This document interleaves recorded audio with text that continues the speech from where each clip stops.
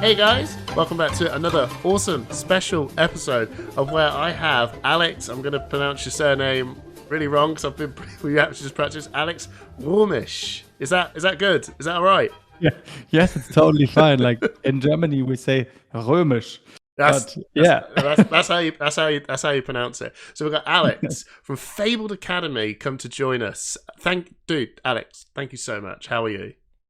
Mate, thank you so much for having me. Like, it's a blast to be here and have a chance to talk to you, meet you, not in person here in my office, but online. That's cool. Yeah. Like, I really look forward to getting to know you. Oh, that's awesome. I mean, you've said that before we were coming on and recording, you were saying that you've got an aunt over into the UK.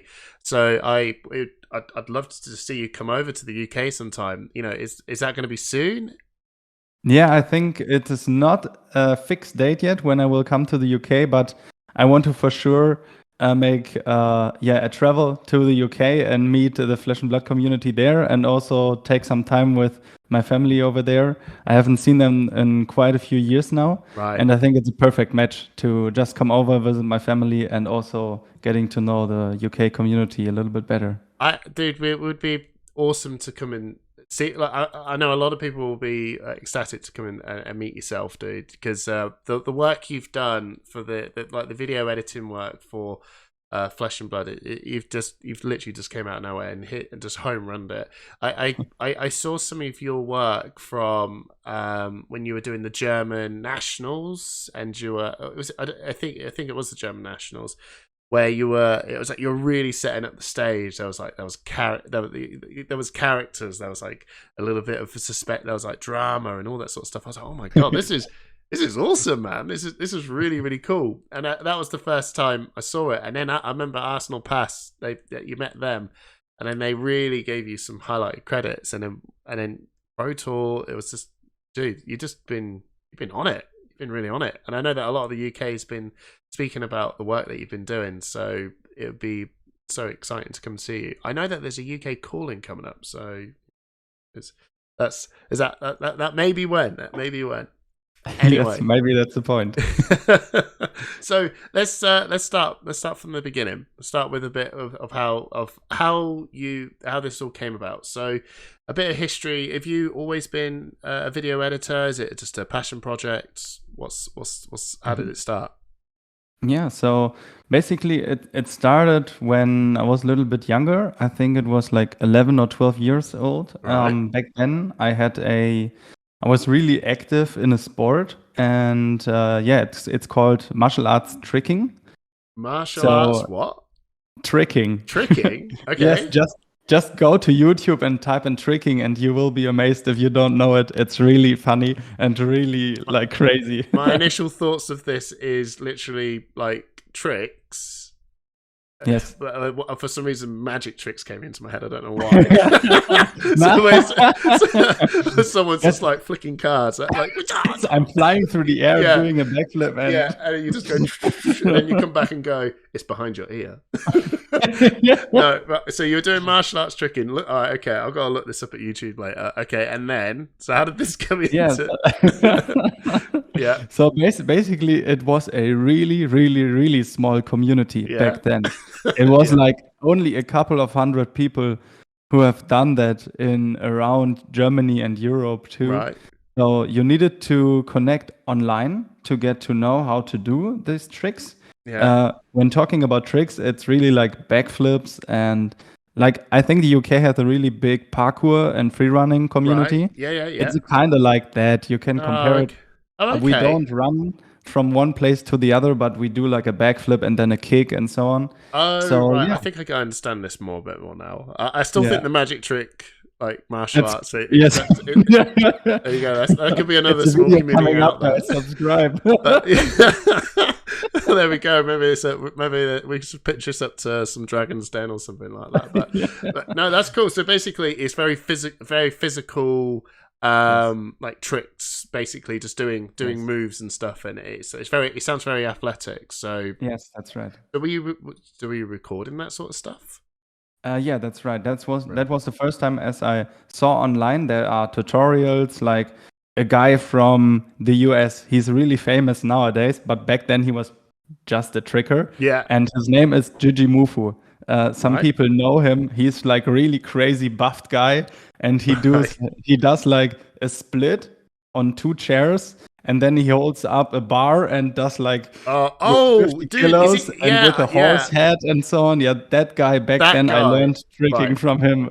Right. So he's just basically doing these very impressive athletic stuff, but just mixing it up a little bit. Okay, Yes, cool. yes. And you did all that. Yes, that's right. Okay, so I expect you to do some splits on between two chairs in Yes, the for sure, tournament. for sure. Yeah? Okay, so you video, so you were doing that, and then what? So your video parting of that, was that just like a okay? What It was a what made hobby. you wanted to become Yeah. to do that? Yeah, that's right. I really enjoyed the editing process. Yeah. So back then, that was the first time as I joined an online community and I got to know a friend online and then being on travel. So I was pretty young back then, but I loved this hobby and I just wanted to go out there. And I saw videos online actually from Australia and the US and where this sport was really big.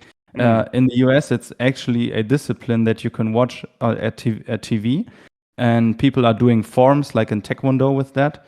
And so I was inspired by these videos. It's called samplers in the community. So Yeah. you film yourself, what you do in your training and what you do with your friends a couple of months, and then you cut the best stuff together and do like a highlight sampler. Yeah. of that. Okay. Yeah. That sounds right. Wow. Okay. So it started off as doing this stuff, and then you wanted to sort of record and film this stuff, and then that Yes. became that passion. That Yes. sounds really really really cool, man. Like that sounds very typical to how quite a lot of video editing sort of stuff came about. Yes. I feel very much like on the same power and length with you, except for it wasn't doing martial arts stuff. It was very much like, do you remember Jackass and Yes. yeah, and just doing skate videos and all that sort of stuff. Oh, and man. someone had to hold the camera, Yes. and I was never a good skater, but I knew how to hold the skateboard to film. And then and then it was a big Windows Movie Maker job. Yes. Yeah. Yes. That's Yeah, the first it. software It's that everybody used yeah. back then. It's ridiculous. That's it. And then you just whip something together to show your mates. Then you lead one thing to another. Anyway, so that's how your video became a thing. Did you just keep pushing on that for since that young age to just keep... No, it was a little bit.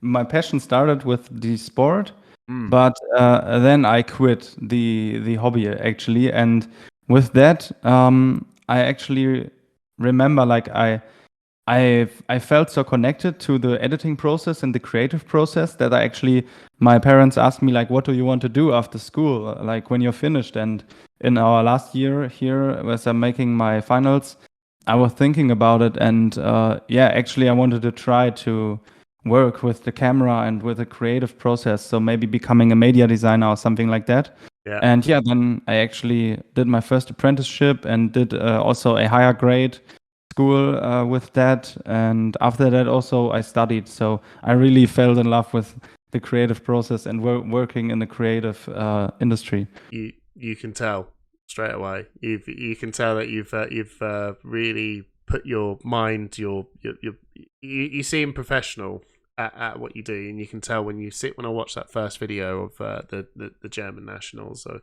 you can tell that you've got someone that's just well educated in all of this. So let's fast forward this now over to Flesh and Blood.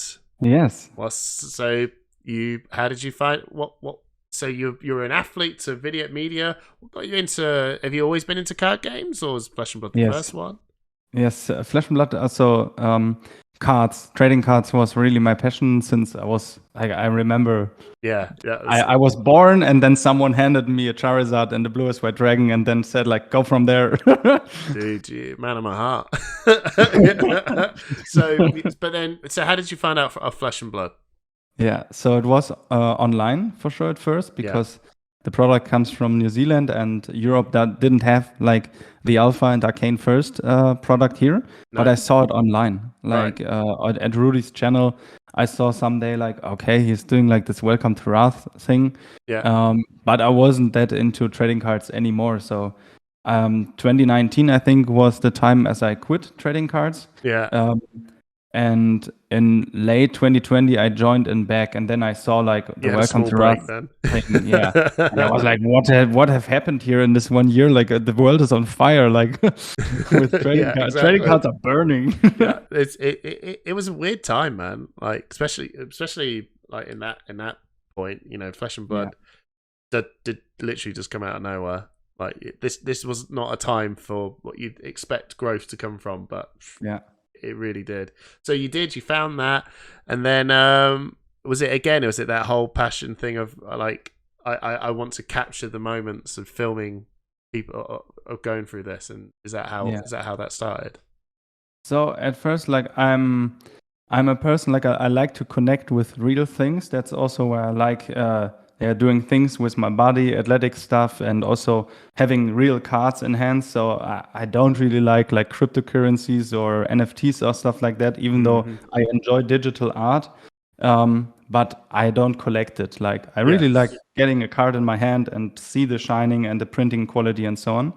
And then there was the time as Tales of Aria was released in Germany, and I was like, okay, I'm here at a convention. I can hold the product. I can get a box. I open it, and I was just like, man, this is the perfect combination of everything I ever dreamed of. Like, you see it behind you. You have Warhammer Champions behind you, and you also run a game store. So, man, it's like I'm totally into all this gaming stuff. And also, I had a time as I was into tabletop, into Games Workshop too, like the fantasy stuff.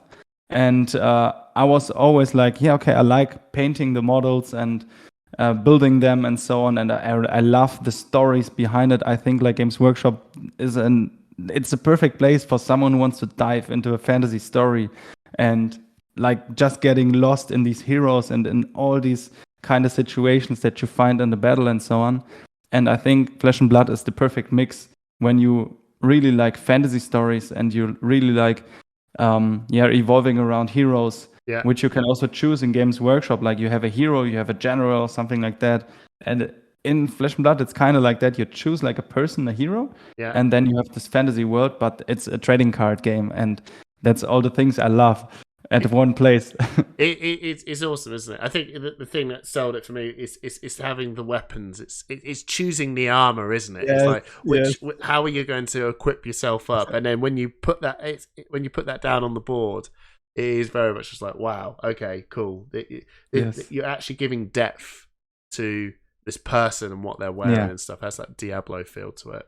Yes. So that's well, I'm sure you and everyone that's probably listening to this is completely with you, because Flesh and Blood is definitely got that feel for it. So you got your background in video editing. You got this game that you love. Clearly, naturally, it's something that you want to mix these two together. So when you went into your first video when you were doing the German Nationals, what was your idea like to go? You know, I'm going to start up Fabled Academy. What was your thought processes behind that?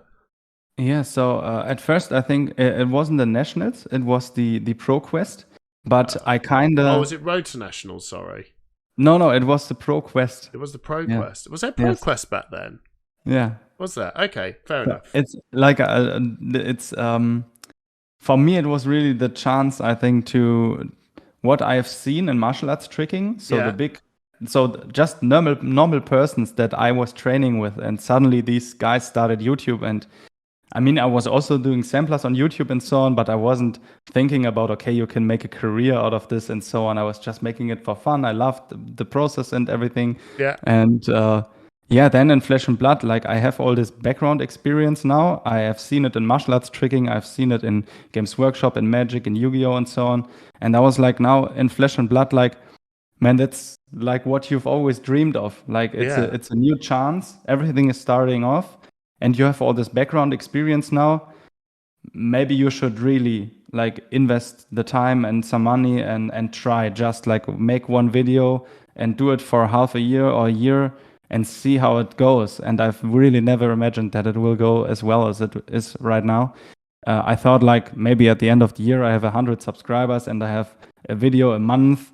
And now we are 6 months in the channel and we already have 20 episodes. We have 20 other episodes in the editing pipeline. We have nearly attended every big event, and I will attend every big other event that happens this year. And I traveled around the world, and it's just so it's mind blowing. Really, it's buzzing. I think you're saying. Yeah, it is. Dude, you're on fire right now. You're on fire. The momentum is awesome. It's so awesome. So you've also, while all of this is happening, you're doing some really interesting partnership work with Legend Story Studios now. Did you want to talk a little bit about that? Yeah, for sure. I remember I have like a board here in front of me in my office, right? Like a whiteboard, Yeah. and I have written down like just a rough. I was just sketching something and writing some goals and so on. And like on top of the list, like stands like I want to have a partnership with LSS. Like that was my goal from the beginning. Yeah. And we don't have an official partnership yet. Right. They are not saying like, oh, Fabled Academy is our guy or something like that. But we are working together. We are communicating. We are speaking pretty often. And I really like working with them. It's not only like, oh, I like the game that these guys and ladies are doing over there. I really like working with these people in New Zealand, and also we have Laura now here in Europe from Spain. She's also working for LSS. That's awesome. Yeah, it's just great. I love working with LSS, and I'm really, really honored that they actually asked me also to do commission work for them. Is there anything? Is there anything specific around is it just documenting all of the big calling events and that are happening across the organized play scene? Is that what they've asked you to do, or is there other? No. Actually, the documenting stuff and everything I do on my own. So that was like the concept I have with Fabled Academy. But they are asking me to do something for their marketing. So, for example, for FabTCG at the world premiere events for Uprising, I was in Madrid. And they actually asked me to, hey, do you want to be the official coverage guy on location? So you are there making some photos and some posts, and then you can hand us off the material and we can do articles from that. So that's wow, that's sick. Awesome. I was really like, whoa, really? That's so great. I love it. That's so cool, man. That is so cool. Well, and I expect to see you at Utrecht. Yes, I will be in Utrecht. Nice. It's not commissioned yet by LSS, but I will be there for sure. You're going to be there anyway. Cool. Yes. Well, I can't wait to meet you because I'm heading over to Utrecht myself. Hey man, that's great. We will do an episode in real life for sure. Yeah, no, I can't wait. We've got to hit each other up when we get there, man. Get some games, grab a beer, and just chill out, man. That's so cool. So. Yeah, and you being able to travel around, have you got your Worlds eyes set on going to Worlds as well? Yes, for sure. Like Worlds is my big end goal for this year, so I want to have like a rounded up story in the tournament scene. Yeah, like starting with the ProQuest in the early stages of the year. Like all players are getting in there, and some want to make it a little bit deeper, like, you know, they want to actually catch the trophy and try to make a mark in the hobby and in the tournament scene. And these guys are then flying over to the US. And like I get goosebumps just from telling, like it's really because I was there and seeing these people like flying over and attending, and then like Pablo have won and everything is documented in really like an emotional way. And then at the end of the year, I really want to have like my homepage, fabledacademy.com, up with the whole tournament scene story from Flesh and Blood, from the ProQuest in the beginning to really the champion at Worlds, who will then be our first world champion in Flesh and Blood 2022. Have you got anyone that have you got people that you personally root for, or is there someone that would it be cheeky to get a hot take who you think it might be? No, I think it's really, really tough Yeah. to make an assumption on that one. I have some personal Oh yeah. opinions on that for Yeah. sure. Like I want to have some friends winning for sure, Of but course. I think we have seen it in New Jersey. I think like, and that's also part of the narrative in the story I built. Like all these people that were actually like in the hobby before, some of our champions even joined Right. Flesh and Blood. Yeah. That's like the crazy part. Actually, maybe the champion that we see winning at Worlds is not even in the hobby yet. You need to take that in. Like, it is possible because I have seen so much people that joined Flesh and Blood and they were on their first Pro Quest. And like Armin in my Pro Quest video, Yeah. it's like this guy just started playing TCGs and he is so good. He Yeah. just made first place in Pro Quest. And then he was, man, it was just crazy. And Pablo also, like when you talk to him, it's just amazing, like how you can really, when you come from a different place, like poker or Games Workshop or Magic, or even when you haven't played a TCG before, it's possible that you craft your deck and your skills in Flesh and Blood to be one of the best. Is it actually a very exciting thought to think that we don't know the world champion might not even be playing the game yet? How that is actually quite a wild even concept, because I suppose really a lot of people already have the established names and the people Yes. that have that the people that have won it before, the people that keep doing really well, they you could probably expect them to perform and maybe grab it. But yeah, sure. crikey, there is definitely someone that we do not know that just might go, you know what, I'm going to have a go at this. And it could be you. It could be you who's probably watching this. Have a go, join in. Tune into Fabled Gaming stuff. Go watch all of his amazing videos and documenting these journeys of these heroes. Go check out everyone else that is just making all of these amazing content. Join into the game, because you could be the world champion and you could be sitting with Alex and he's that guy with the camera looking at you when you picked up that trophy. Dude, how exciting. You have a way of making everyone hyped up. I'm not even nowhere near Worlds and I'm hyped for Worlds already. Oh, God. So anyway, I think unless there's any other talking points, I've got quite a good amount of what I want to get out of this. So, is there anything that you want? Special shout outs? Any honourable people that helped you get to where you are? Because as all things, in order to get to where you are, there's always a team or a couple of people around you to help get you where you got to. So.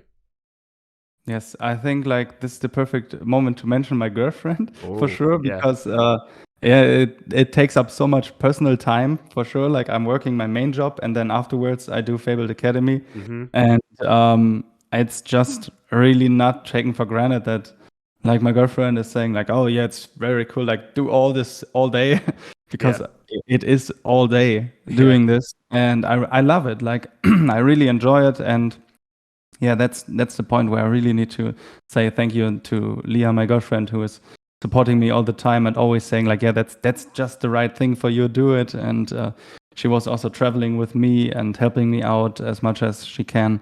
And also I have some friends who I also work professionally with, Fabrice and also Maxi. They are helping me out on the channel a little bit.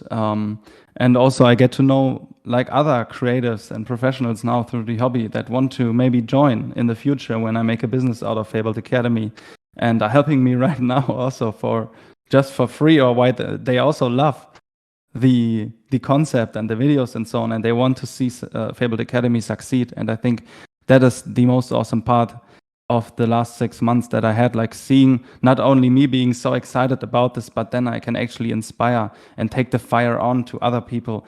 And actually these people maybe see like Fabled Academy being a business for them in the future. Like just imagine that, how crazy would it be when you are creative and you can be on a freelance team at Fabled Academy and doing these kind of videos. And man, we are just starting. I know you all love the video quality and everything, but what I have in mind is like we are just starting. Like, that's so cool. That's so really, cool. we want to take it to another level. Well, it sounds like the people, everyone around you, especially your girlfriend, it sounds like they just sound like amazing humans. They're Thank you brilliant so much. people. So honestly, it's so awesome to hear. Right, Alex, dude, thank you so much for giving me just a sort of portion of your time to talk a bit about yourself. And I'm so stoked to come and meet you, and we can grab a beer and just hang out and talk about Flesh and Blood and maybe content and stuff as video editors ourselves. So thank you so much, dude.